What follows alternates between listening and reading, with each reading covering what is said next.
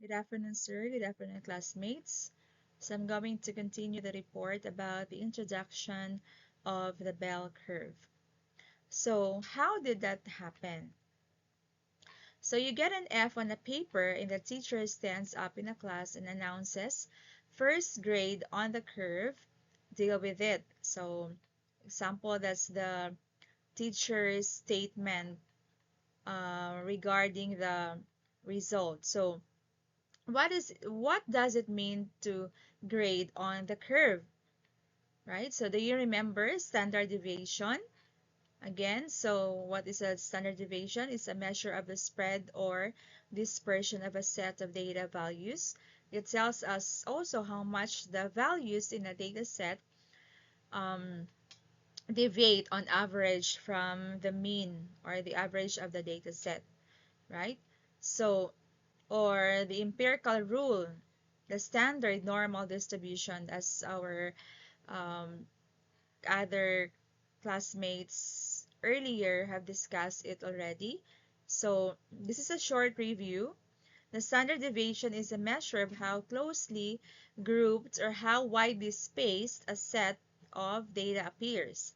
The empirical rule says in a standard normal distribution, 68% of the data points will fall within plus minus one standard deviation from the mean, and 95% will fall within plus minus two standard deviation.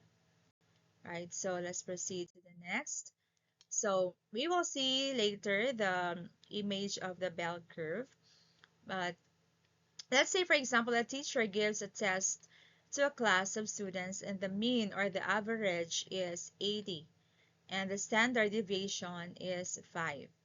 So, according to the empirical rule, 68% of the students should fall within plus minus or one standard deviation of the mean. So, if you look at the curve, those students will get C's. C is, if you look at the curve, those students will get C's. It's meant to show average performance. So the students belong to the average performance.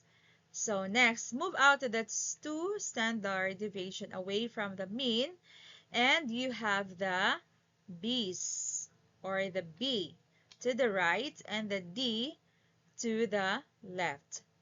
And then we will move out to three standard deviations from the mean, and you have the what we call the A's or the A group to the right and the F's to the left.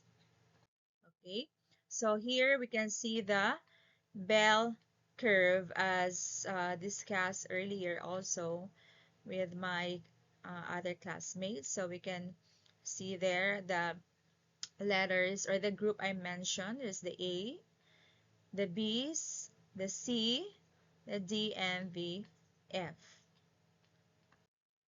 Right? So you can set up as a grading scale if you'll become a featured teacher or our teacher currently is using this as well.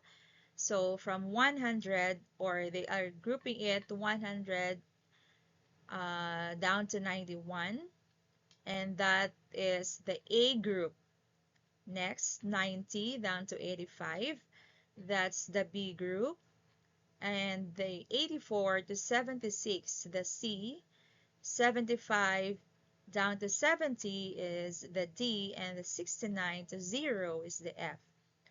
So the key to grading on the curve means you will always have at least one A and one F, and the majority of a class will be C's. Okay, so they are the average as what I've discussed earlier.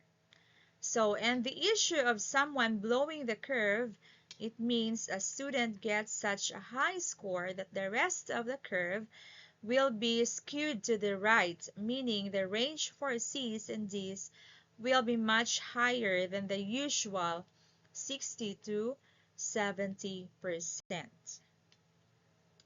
Right? So, say you're in a class of 17 students and the mean And standard deviation follow the curve above. So that is 17 times 68%. That equals to 11.56, or equals 11.56, or 12 students will get a C, and the B's, the D's, the A's, and the F's will be spread among 5 students depending on the instructor's preferences. Usually it works out to 1 F, 1 A, 2 B's, and 1 D, right? So I hope that you understand my reporting this afternoon. And thank you so much, sir. Again, this is Liza Angelias reporting to you this afternoon. Thank you and God bless.